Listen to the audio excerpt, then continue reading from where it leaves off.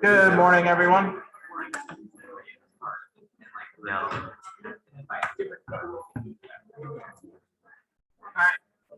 So we're kind of back to a little bit longer of lecture, so bear with me. We'll try to get through it as quickly as possible without like just skipping over things. So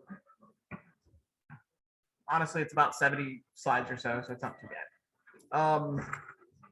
One thing to keep in mind, I know technically campus closes early on Friday. It does not affect this class. Sorry. So you should probably be here if you can be here. Let's put it that way. So just our general reminders. Don't forget that quiz 9 is due at the end of the week. No surprise, y'all should know this by now. There's only like 5 more left, so keep plugging away at it. Next exam is Friday, November 5th. We'll do a review just like we did last time, where y'all can bring in questions and whatnot ahead of time or during the actual class. I can pull stuff up and we can go through things. All right. Also, don't forget that office hours are a thing. And if you have questions, just to send them to me by email. I'm happy to answer stuff whenever y'all have them. So I have to be somewhat more selective now because unfortunately I'm not allowed to leave open the correct answers on the quizzes. I can show you whether or not you got the question wrong or not. I can't show you the correct answers technically per biology department. It's not my control. One other thing I did want to mention is that just like last exam, you have another extra credit assignment, same amount of points. This time you got to give me 15, but I have very specific requirements. You need at least 7 plants or fungi with at least 1 gymnosperm, 1 angiosperm, 1 fern or bryophyte, and 1 fungi. Pretty straightforward. 8 animals. Again, no pets, no animals or humans, but you need at least 1 mammal, 3 birds, an amphibian, a reptile, and an insect. And again, I have all this extra information here that kind of says like, hey, this is where you can look for these things and you'll be able to find them more often than not. So take advantage of that. It's really not that hard. Most people did the first one in like what, 20 minutes. So it's not too bad. And again, if you have any questions about the whole iNaturalist platform or anything, just shoot me an email or come talk to me after class. I'm happy to do it. One thing I do want to mention is that all of these observations need to be since the previous exam. So you can't just throw up more stuff from like back in the day. You got to actually go out and look for these things. All right. So before we get started in the actual lecture, does anybody have just kind of more administrative questions or anything like that? Yes. Well, you got the quiz answers like on the test. I can't. It's so if you got things correct, you should know what the correct answers are. Yeah. If not, email me. Okay. Thank you. And we can talk about why you got that question wrong, that kind of thing. Because honestly, it's more for the biology department wants to be a little bit more of a learning experience instead of you just getting the answer kind of thing. So it's not, again, it's not my control. All right. Any other questions real quick? Cool. So as we kind of talked about a lot last Friday, right? That a lot of life is based off of diversity, and where that diversity comes from is usually the genetic diversity of an organism. And we talked about some of those mechanisms that manifest that, whether it be things like crossing over during meiosis or just random assortment. So various genes will just end up in various different organisms based off of what egg cell and what sperm cell come together. So today we're going to actually start looking at how you can actually predict these things and kind of look at it from a more statistical perspective. Bear with me on some of this stuff. I know not everybody's a math person, but for the most part, it's pretty simple math. So just kind of hang on.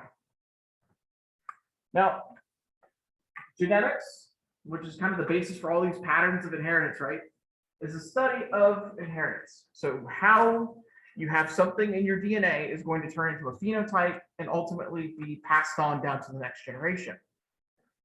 Now, Gregor Mendel was one of the first people to study genetics in a systematic way. In other words, he went out there and systematically created experiments so that way he could determine what was the most likely opportunity for a particular set of parents to generate a particular set of offspring. Now, he did this in the 1600s before we even knew what DNA was, before we even knew what actual proteins looked like, all these kinds of things. So keep that in mind. Like if he can do that in the 1600s in I think it's either a French or a German monastery, you can do a lot more with today's technology.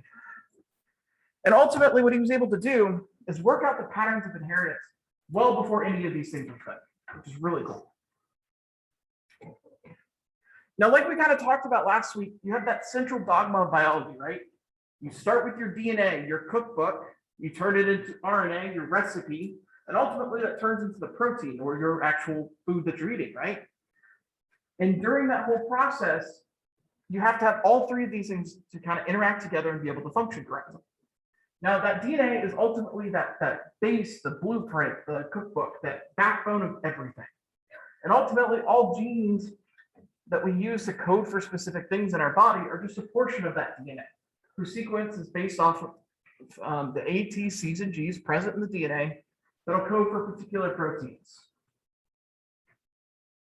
Now, these proteins in the cell that are expressed are going to determine many of the organism's characteristics, everything from eye color, hair color, skin color, all these sorts of things.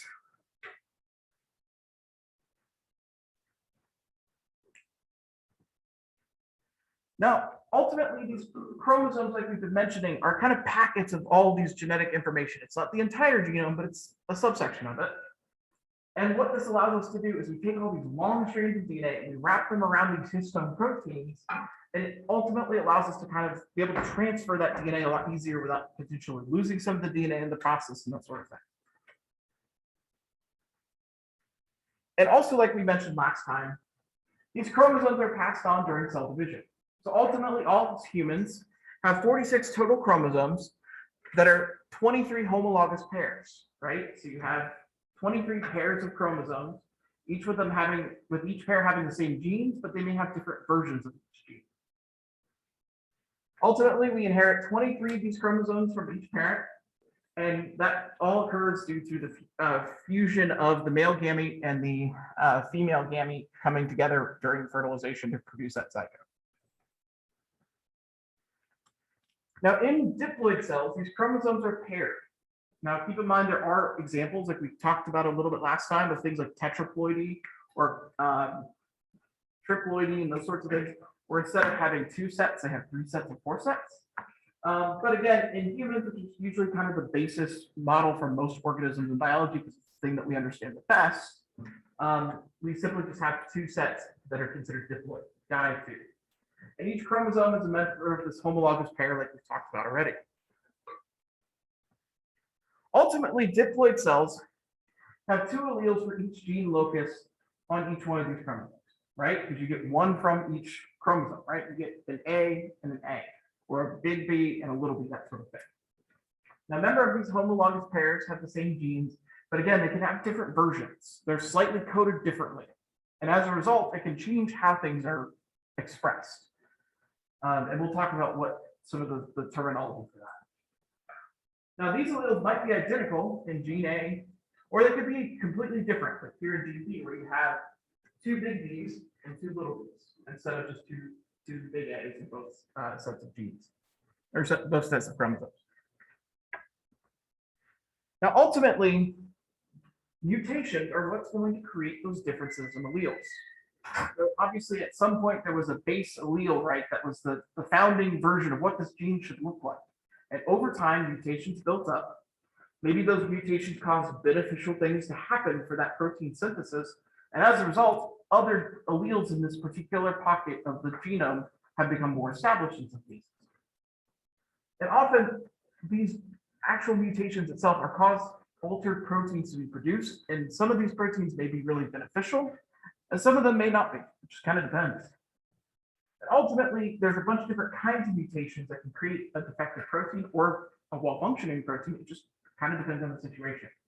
So here, for instance, you have a deletion mutation. And deletion mutations are when you simply just cut out a couple of the codons, and as a result, it can change how the protein shapes completely.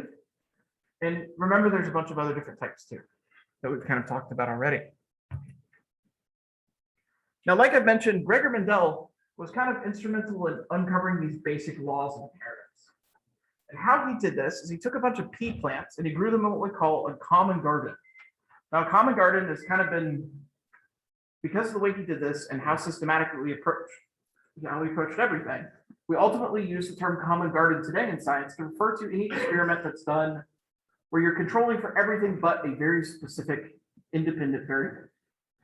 So in this case, he grew these plants in the exact same garden, the exact same soil type, the exact same water regimen. And all that stuff was controlled for so we could determine what's actually driving these differences.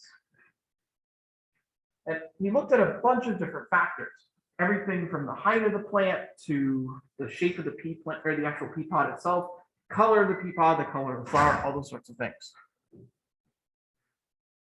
And ultimately, how all these things change depending on the parents that he crossed together to generate these different offspring, or how he was able to determine which genes from what parents and how they interact with each other. So a plant grown from yellow peas sometimes will produce offspring with both yellow and green peas. So in this case, we have two different situations here. What we call true breeding plants, which are going to produce offspring that are identical to themselves every time you combine those parents together. Then you call hybrid plants, which outwardly resemble the true breeders, but produce mixed offspring. Another way to look at this are homozygotes, where they share all the same gene or all the same alleles at the same gene, or heterozygotes, where they may have two different copies of that of those alleles at that one specific gene. And as a result, if you cross certain parents together, you may end up with all green, but you may also end up with all yellow or a mix of in between. Now, some alleles are what we call dominant. Now, dominant alleles exert their effects whenever they're present. So in other words, if you have, in this particular example, a yellow seed plant with a green seed plant, and you cross those, it's always going to yield a yellow seed plant. And the reason for that is, for whatever reason, that phenotype, that expressed version of that gene, always favors that yellow coloration. So even if you have the allele for green, unless you have both alleles there for green and not just one yellow and one green, you're going to end up with yellow. Ultimately, this basically means that in this case, that yellow seed color is therefore dominant over green seed color. Now, some alleles are recessive. So as we kind of mentioned here, looking back at this green seed example, so this green seed color is recessive, right? So the only way you're going to get that green to be expressed is if you have two copies of that allele that codes for the green color. It has to be what we call homozygous, right? So it will only appear if no other version of that allele is present. And now there are some situations where you have plants that produce both yellow and green seeds. And this answer has to do with each plant having two alleles for each gene. So in other words, if you have a homologous pair of chromosomes in this situation that have the same gene, but they can have two different versions of it. And how it crosses just kind of depends. Because remember, each offspring is its own individual, right? So say, for instance, if you're talking about puppies instead of seeds here, if you have a black lab and a yellow lab, and you put them together, you're going to end up with usually about 50-50 black labs and yellow labs, because they're both co-dominant. They don't really kind of have any particular dominance when it comes to that particular gene. And as a result, you're kind of seeing something very similar here, where in this case, you cross probably a green one and a yellow one, or sorry, two yellow plants that are producing yellow seeds, but they're heterozygous. And as a result, you're ending up with half of them producing those green and half of them producing those yellow, just based off of how it intended to sort of works out. And we'll talk about all the math that underlies that here in a second. Now, ultimately, there's a couple of very important terminology that you need to kind of make sure you're good with in order to kind of follow along here. So a genotype represents an individual's two alleles for one specific gene. So in other words, it's the two alleles that are present and how you code for them. So when we kept on saying, big A, or big A, little a, that's the genotype itself. That's what the coded gene is saying that you have for that gene. Now, if it's homozygous dominant, that means you have individuals with two of the dominant alleles at that gene. So in other words, you have two big Ys for yellow. If you're heterozygous, in this case, you have a dominant versus recessive situation. So that kind of complicates things a little bit. You're going to have individuals with one dominant and one recessive allele. So in other words, you have a big Y and a little y. So here you've got your genotype, what you're actually coding for in the genome, versus what you're actually expressing, the phenotype. And keep that very clear. Genotype is specifically what the DNA says. Phenotype is what is outwardly expressed. And then finally, you have the homozygous recessive, which has two little y's, and as a result, they have the green seed. And again, this is individuals with two of those recessive alleles that are the exact same. Now, ultimately, this genotype is responsible for the phenotype. And by understanding how the gene works and what alleles are dominant versus recessive, you can kind of predict what phenotype is going to be expressed based off of the genotype of an animal or plant or what have you. And ultimately, again, this phenotype is the physical appearance of whatever thing you're coding for, right? So in this specific example, we're talking about the color of seeds in a pea plant. It could be the color of your dog, be your hair color, it could be anything. And that phenotype is again determined by what alleles are present and how they interact with each other. Because it's not just dominant recessive, there's a bunch of other examples where you can be codominant, where it's kind of a gradient. So if you have the homozygous version, you could either be a white flower or a red flower, but if you're heterozygous, you might be pink because you're expressing half of the amount of value for that particular gene, that sort of thing. And ultimately, it becomes really important to look at the offspring to determine the genotype of the parent.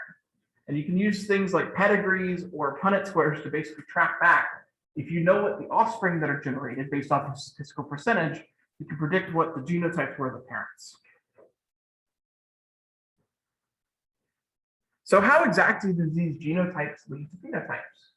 So here in the seed color example, you have a gene that encodes for a pigment that metabolizes enzyme. And this allele Y, the big Y that codes for the yellow, it encodes an active enzyme producing that yellow pigment. However, due to a mutation, that little y allele that we've been mentioning encodes for an inactive version of that enzyme and thus does not produce that yellow pigment. And so instead, when you have that little y there, it's just not, when you have two copies of that little y, it's going to be a completely green plant. You don't have that yellow pigment being produced. Whereas if you have any version of that big Y there, it'll still produce that pigment. And that's why it's considered dominant versus recessive in this case, because at some point, if any point that that allele is coding for that particular enzyme, it works perfectly 100% of the time. And again, like I mentioned, one of the ways that we can look at this is through something called the Punnett square. So Punnett square is going to use the genotype of the parents to reveal what alleles the offspring may inherit. So this is kind of a cluttered diagram, and there's probably easier ways to show this. Let's say, for instance, you have a female parent and a male parent of these plants. The male parent is big Y, little y. The female parent is big Y, little y. So what you're going to want to do is from each of these parents, you're going to want to say, you're going to have a big Y here, a little y here. One big Y that goes from mom, one little y that goes from mom. And you have a big Y here that comes from dad, and a little y that comes from dad. And ultimately, what you look at is say, okay, if I've got a big Y and a big Y in this spot, that means that that genotype is going to be big Y, right? You look down here, you have a big Y and a little y, so you're going to have that heterozygous version there, but still expressing the yellow gene, or that yellow coloration rather. Again, here you've got the big Y coming from dad and the little y coming from mom, so that's going to give you that heterozygous version again. And finally, if you look at the corner where you get the little y and the little y coming together, that's going to give you those two little y's together, which is going to give you that green coloration. Ultimately, what this allows us to do is predict the percentages of how these offspring are going to break down. So from a genotype perspective, you have one individual with two big Y's, one individual with two little y's, and two individuals with one big Y, one little y. So you have a 1-to-1 ratio. However, this is different when you just look at the phenotype ratio, because obviously, given that it's a dominant recessive situation, 3 of these things are always going to be yellow and 1 of these are green. So you have a 3-to-1 ratio. So in other words, if you cross these two parents together, 75% of the time you're going to get yellow seeds, and 25% of the time you're going to get green seeds. But when you're actually looking at the genotype, 25% of the time you're going to get homozygous dominant, so you're going to have both versions of that big Y gene or allele. 25% of the time you're going to get those homozygous recessive, so the two little y's, and 50% of the time you're going to get two heterozygous individuals. Does that make sense? Again, these Punnett squares show how those genotypes all come together. So in this example, female parent is again big Y, little y. The male parent's big Y, little y. As a result, we call this a monohybrid cross, since both parents are hybrids or heterozygous. And that's how we can usually determine if something's recessive versus something's dominant. And you can swap these up a little bit just based off of the parents as well. And now remember, the reason why we're allocating, a big Y and a little y for each one of these boxes is because that during meiosis, the gametes are only going to receive one of those, or one allele per gene, right? Because they're receiving this only one of those homologous chromosomes. They're not getting both. So that's why we split them up the way that we do. And for instance, in the seed color example, you have an equal chance of either getting a big Y or a little y, given that both parents have both of them. And ultimately, these Punnett squares show us how those alleles are going to get back together in fertilization, and it ultimately results in the specific offspring that we're looking for. And again, like I mentioned, these offspring can inherit two dominant alleles. So you've got those two big Ys. They could be inheriting both the dominant and the recessive allele and be what we call heterozygous, where they have a big Y and a little y. And finally, the two recessive alleles where they can end up with the two little y's. Now, a lot of the stuff you probably have heard before and you've probably been doing since middle school, but it becomes very much more complicated when you include a lot more genes, as well as a lot more different types of interactions between the alleles. Because obviously it's not just dominant recessive. You have situations where they can be co-dominant. You have situations where some specific alleles will just stop everything from working. And it can be really interesting nonetheless. Now, again, like we mentioned earlier, through that Punnett square, we were able to generate the genotypic ratio and the phenotypic ratio based off of what we perceive would be the general ratio of how many times through independent assortment you'd end up with all these different offspring based off of what the parents had.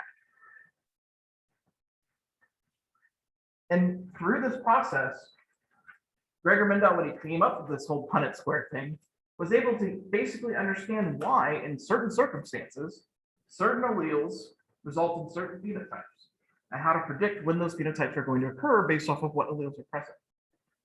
So again, back to this example, if yellow is dominant, so why are some seeds green when a yellow seed plant is crossed with a green seed plant? It's because you're interacting with a heterozygous and a homozygous individual. That gives you about a 50-50% chance. And again, a lot of the ways you're going to have to look for this is doing what we call a test cross, which is where you purposely, experimentally allow two things to reproduce together to generate these particular patterns. Now, obviously, this is really not ethical to do outside of most things besides plants, and very few animals in that regard too. But at least in situations where we can do this, it's a pretty effective tool and it allows us to understand just the general patterns of inheritance. There's a lot better ways to do this nowadays. So here in this example, you have a situation where you're crossing a yellow seeded pea plant and a green seeded pea plant. And ultimately, this is going to result in all yellow things here, because you've got two big Ys coming from the mom and two little Ys coming from dad. And as a result, you've got a big Y, little y, big Y, little y, big Y, little y, and big Y, little y in each one of these boxes. So yes, you have 100% yellow seeds, but they're now all heterozygous, which means that if you cross them back together again, you're going to get that 25, 50, 25% genotype ratio with that 3-to-1 phenotypic ratio. Like I said, this test cross can reveal parental genotypes. So if you don't know if your parent is either heterozygous or homozygous for a particular gene, you can use these test crosses, or in the case of things like humans, you can use things like what are they called? Pedigrees, where you're actually tracking back and looking at the traits that your parents had, your grandparents had, what have you, to predict what genes and alleles are going to be present in particular locations. Now, obviously, this has a lot of beneficial value, because you can predict what something's going to look like. There's a big difference between, predicting or selling certain colored plants, certain colored animals, that sort of thing. And that's a lot of what's the backbone behind a lot of the agriculture that we do today. And by understanding these very basic concepts, we can use that to basically not only introduce genes, but manufacture all these genes into specific plants, and as a result, create drug-resistant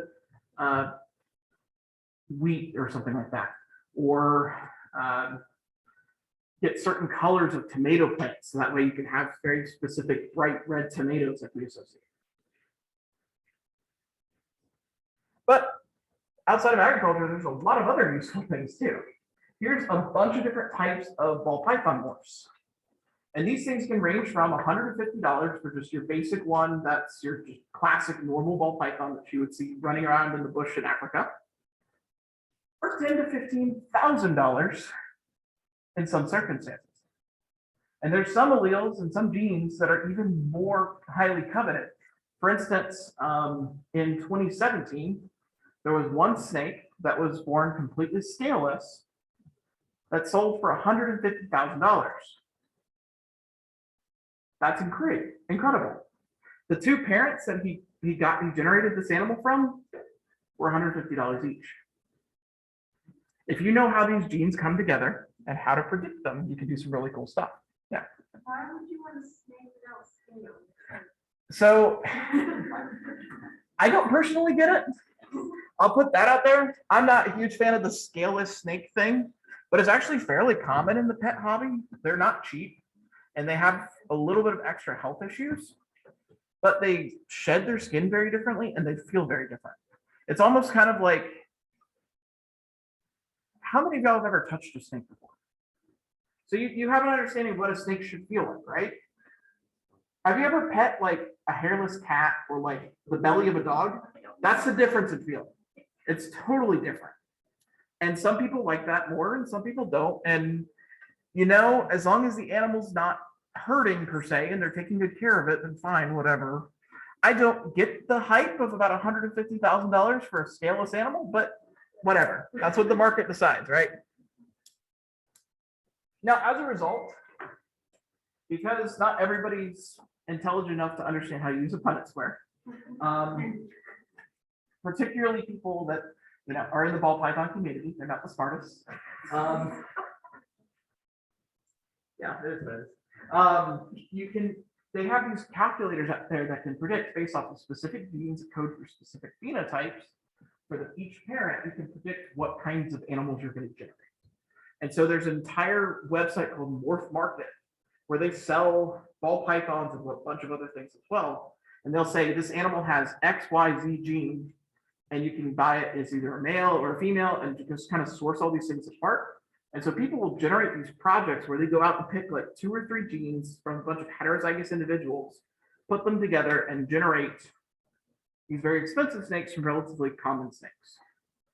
It's not easy to do, and it's more of a hobby for most people, just because it's kind of fun to mess with genetics sometimes, at least in more controlled ways that just changes color. But still, it's kind of neat. Now, all of this is based off of a couple different laws that are at the kind of crux of genetic inheritance. The first one we're going to talk about is the law of segregation. So here in Mendel's experiments, he showed that 2 alleles from each gene are going to segregate, in other words, move apart from each other during gamete formation. So you're never going to have 2 copies of that allele in the same gamete unless there's something that happened poorly with either non-disjunction, like we talked about, or you have multiple versions of that gene in a chromosome, because that can happen. You can often, especially in certain genes that are very important, you can have 4 or 5 copies of them sometimes, and you may have, as a result, 10 different alleles. It just kind of depends. And again, even though he didn't know about this, meiosis is the base of this, right? Because it's explaining that law of segregation. It's talking about why you're going to end up with one homologous chromosome and one of these. Good Lord, words today. How you're going to end up with one in one, cell and one in the other. And again, this work can be applied to so many different traits and not just pea plants. Obviously, we've talked about ball pythons because they're cool to me, even if the people that breed them aren't. And we've talked about humans as well. You can look at these things very well too. All right, so let's do a quick review question here. So in this case, you have something called cystic fibrosis. It's a lung disease caused by a recessive allele. And that means it only shows up when you have 2 of those little Fs. So if you have a healthy carrier that has an F and an F, and an affected individual with 2 little Fs, what is the chance that the child will be affected with this disease? So let's talk this through, right? So from each parent, from the one parent, you're going to get a big F and a little F. And from the other parent, you're going to get a little F and a little F. So from this side here, you've got a big F and a little f, a big F and a little f, a little f and a little f, and a little f and a little f. And that's all based off of that independent assortment, like we talked about in looking at Punnett square. I could draw it, but I forgot to bring paper. But ultimately, as a result, in this case, the answer would be C half of the time. And that's again based off of the kinds of crosses that we have and the alleles that are present and how those alleles interact with each other. Now, genes on different chromosomes are inherited independently. So in other words, when you have gametes that are produced, you're going to inherit these rounds of genes, that top chromosome, but it doesn't affect the inheritance on the yellow gene, which is at the bottom of the chromosome. Because again, it just kind of depends. And this is even more complicated when you include that you're going to have to factor in things like crossing over. So as long as these two genes are not linked whatsoever, they can be independently inherited. So here, for instance, you have a male chromosome and a female chromosome with respective gametes that we generate. So in this male, you have 2 little R's and 2 little Y's. So as a result, each one of those gametes is going to have an R, a little R and a little Y. However, in the mom, you have a big R and a little R, and a big Y and a little one. So as a result, you're going to end up with a big Y and a little R and a little Y, a big R and a little Y, and a little R and a big Y. In other words, you have 4 different possible combinations now just from mom. Then you add in all the extra crap from dad, and it makes it even more complicated. And you next thing go from having these little 2 square Punnett squares, where it's just a simple little box with 4 little squares in it, to 16. And you can see how quickly this can exponentially increase and why something like a calculator, like I showed earlier, might be useful. Here's what this will actually look like when you do these dihybrid crosses, where you can actually track the inheritance of these 2 genes at once. This is pretty difficult to do if you don't really understand the genetics behind things. So it can take a little bit of practice to get things right. So here, in the specific circumstance, you have parents that are big R, big Y, little y. The R is going to either reflect, is again another dominant recessive trait situation, where if it's big R, it's going to be round, and if it's little r, it's going to be wrinkled. Again, we already kind of understand this Y one, right?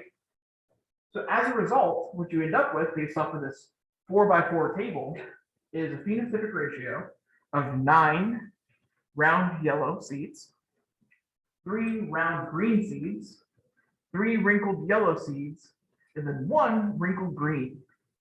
Again, that's all based off of those percentages like we talked about. Because if you multiply 25% by 25%, in other words, 0.25 by 0.25, you end up with 0.125, right? That number should look really familiar if you divide 1 by 16. And you can see very quickly that you have to start really involving a lot of statistics and how to interpret these things pretty quickly.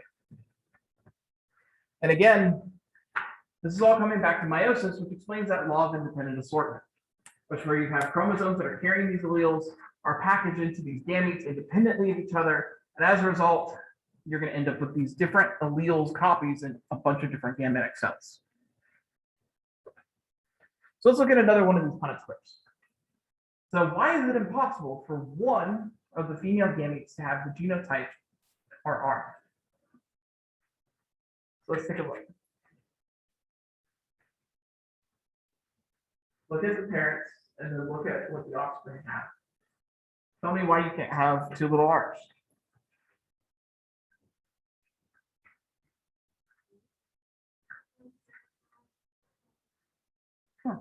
I think I heard it from somebody. But basically what's happening in this case is you only have one version coming from each parent, right? This male gametes have only a big R or a big R. And the female gametes only have little r, little r. So it's just impossible to generate those 2 little r's together. So in this case, the answer would be B, the female r's, 2 little r alleles are separate during meiosis, and as a result, the gamete being that's reproduced. Yeah. Have you heard of any like famous mutation cases where people will like only get the parents being like the one parent being like that might actually also really happen? So in theory, it could happen, but there's a couple things that are going to complicate this, right? So remember, you basically need to have non-disjunction happen twice. So you need to have it in the mom's gametes and then the dad's gametes. I'm not saying that this can't happen, and there are chances that very well it could. But you could have a situation where you have two chromosomes that potentially come from mom, where there's none coming from dad or vice versa. And that could happen. It's very, very rare. But keep in mind too, kind of going back to our parthenogenesis thing, right? There are situations where, say for instance, in that unisexual salamander, like I mentioned a couple classes ago, they will go through the process of reproduction. They will actually steal sperm from one another, but they don't process the genetics at all. They actually, it's really funky. So what will happen is you have this salamander that only exists as a female. And so it'll interact with males of other species. And what it does is it basically excludes all their genetic material out of that sperm cell, but it can use that to then fertilize the zygote and create an actual healthy egg cell. It is so freaking weird, but it's so cool. It shouldn't be possible biologically, but weird shit happens, especially in amphibians. Just kind of make that a rule in your head. Now, ultimately, you don't want to have to be drawing all these Punnett squares, right? It's really time consuming. So one of the things you can do is use something called the product rule, which is a very useful shortcut. And ultimately what that allows you to do is calculate the probabilities for two or more genes at the same time using Punnett squares without having to use Punnett squares, because obviously they can get a little cumbersome. So as a result, this product rule is simply just taking the multiple individual probabilities for each gene. So say, for instance, we're looking at this R gene, this Y gene, and this T gene. And we're crossing trihybrid parents. So in other words, each parent is a hybrid for all three of these genes. And as a result, that's going to generate 25% that you're going to get a little r, a 25% that you're going to get a little y, and a 25% that you're going to get little t. And what you can do is instead of doing a 3 gene Y Punnett square, you can just simply say 25% times 25% times 25%. That'll generate that. And so, for instance, let's say we're looking for the heterozygote version. So you've got big R, big Y, little y, or big T, little t. Again, you get that 50% of the time for each one of these combinations, right? So it's half times half times half. So half times half is a quarter. Quarter times half is an eighth. And that's how you get, there's a 1/8% chance, which is roughly somewhere between 15 and 20%, that you're going to have heterozygotes for all three of these genes at once. And again, that's why those calculators can be really useful. 1/8 is 0.125, so it'd be 12.5%. Yeah. 16 is 0.065. Ah, perfect. Sorry, I can never do that stuff off the top of my head. I always have to, I'm one of those obnoxious people that has to use a calculator on the phone every time for that. Using Cartman all the time. Fair enough. But again, you're just using these products and you're multiplying them together to give you that one. So here's another example. You have a male with the genotype big Q, little q, big B, little b, and big D, little d. And it's crossed with a female that's recessive for all of these. So little q, little q, little b, little b, little b, little b. What is the proportion that the offspring will be homozygous recessive for all three of these genes? In other words, what is the chance that you're going to end up with little q, little b, little b, little b, little b? Now, the way you would do that is you calculate each one of these out, and you can just look at one of them, right? So let's say we have big Q, little q, little q, little q. You're going to end up with two heterozygotes, which you're going to end up with a big Q, little q, and two homozygotes that are recessive, two little q's for each mixing of each one of these parents, for each one of these specific genes. So in other words, just like the previous example, if half of the time you're going to end up with that homozygous recessive trait being expressed, for each one of these genes, it's 1/2 times 1/2 times 1/2. It's 1/8. Is that pretty straightforward? And again, you're going to see questions like this on the test. So make sure you understand how these work together. And if you're not super familiar with Punnett squares and you want practice, there's a lot of really good resources out there. Your book has some good examples, as well as I really recommend Hank Green. I know this is for AP Bio, so I know it's high school bullshit, but He does a really good explanation of this as well too, and really takes the time to walk through all the components of the Punnett square, and it's really fantastic. I'll see if you want it. I'll try to see if I can find it and send it to you. Now, like we mentioned, genes are inherited on different chromosomes, are inherited differently, but there are situations where genes can be linked together, and it just kind of depends.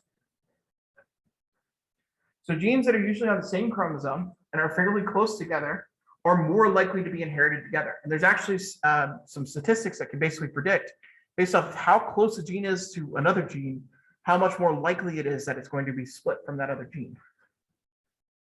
Now, genes that are physically near each other on the same chromosome usually do not sort independently. They're linked or inherited together, and as a result, you're going to see different ratios than will be in the offspring. So here in this instance, you have this A and B gene that are linked together, and as a result, you're always going to generate those very specific combinations. That's going to be totally different. And so, in other words, if you have weird percentages that don't match based off of what you would expect independently, you now know that those genes are fairly close together on those chromosomes. And here's that linked example here, where now that we've linked these A and B together, the Punnett squares and the product rule cannot be used, because if these genes are linked together, it's because they're inheriting one allele influence and likely the inheriting the linked gene as well. Now, genes can become unlinked during crossing over, but it's much less likely the closer you are to the other gene. And ultimately, that crossing over is going to produce new combinations of those same alleles, even if they're closely related or closely nearby. But again, the closer you are to a specific gene, the less likely you are to be separated from it during crossing over. Now, closely linked genes are often less affected by crossing over, like I mentioned. So by determining the percentage of recombinant offsprings, investigators can often infer how far apart genes are in the chromosome based off of the results we get. And that's again why it's really important to keep track of all these things. Now, studies of linked genes have yielded what we call linkage maps, where we can now go through on the chromosome and determine exactly where these genes are placing out, and thus we can predict a lot more readily, what genes are going to be moving together or not. And again, all these values are just generated based off of their crossover frequencies. Now, another thing to keep in mind too is that not all genes follow Mendelian inheritance patterns. For instance, we've discussed primarily just dominant recessive, but there's a lot of other different ways that this can manifest itself. And alleles do not always interact this way for all genes, and so you can lead to these alternative patterns of inheritance. In other words, you can still have the same genotypes, but the phenotypes will be different. And understanding when those things happen are kind of important. Here, for instance, you have incomplete dominance. That's when alleles interact. Obviously, the way alleles are going to interact with each other changes the nature of the phenotypes, but not always the genotypes. So here you have a red, which is incomplete dominant over white. And as a result, it's kind of muted, and you get that pink color instead of just a full-blown red every single time. And so if you look at the genotypes, they'd still be exactly what you'd expect based off of little r, little r, little r, little r, but it just, or big R, little r, and it all just kind of depends. That diagram was wrong. Additionally, instead of incomplete dominance, you can have codominant alleles, which don't mask each other. And a great example of this is in your blood type. In fact, I think there was a TikTok going around that talked about this, where somebody found out that their boyfriend's siblings had AB and the dad was an O, which means that's not possible, because in order to express AB, you have to have an A and a B. And so she accidentally let her whole family know that mom had been cheating on dad. Really fantastic. So if you want to stir some tea, learn how this stuff goes together. And again, this is all based off of the codominant thing, where if you're coding for A and you're coding for B, you're going to have both of them show up. And so your blood type AB instead of blood type A or blood type B, or a gradient between them. And one gene can influence many different phenotypes. For example, in this pleiotropy example, you have one gene that has multiple effects on phenotypes. For example, this gene might affect more than one biochemical pathway. And as a result, the single mutation in the gene encoding this connective tissue can cause defects in the eyes, the bones and joints, and the heart and lungs. Because obviously, it's pretty inefficient to have a gene for every single little thing. And so you may have things that get coded altogether, which is why it makes, particularly when it comes to things like designer babies, rather unethical if you think about it, because you don't necessarily know if you're changing a single gene, unless it's been very well documented, how that can cause problems. Yes.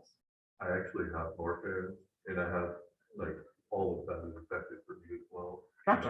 To the heart, to the lung, and all that. And it's all just because that single gene has that slight mutation. It's really kind of cool too, if you think about it, because this way in a lot of different genes too. And it has a lot of effects in a lot of different ways. And so thinking back to last week when we were talking about the differences between X and Y chromosomes, right?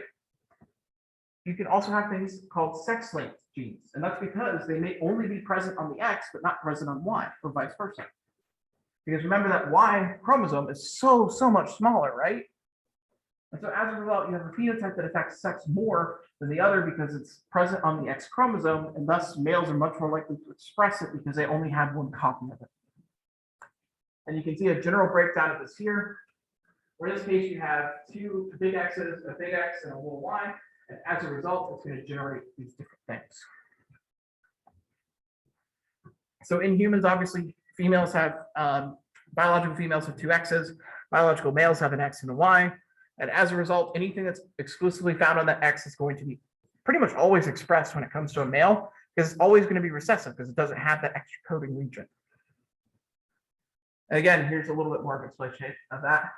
So for instance, if you have big H, a big H and a Y, and a big H and a little h, you're going to have one completely healthy daughter, a healthy daughter who's a carrier, a son with hemophilia, or a healthy son. That's the only options that male has. It just kind of depends.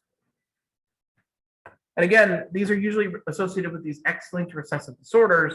And so you're more likely to see the males and females as a direct result of this. Color blindness in particular is a classic example of this. That's why you see a lot of red-green color blindness in males more than females, although females can still have it.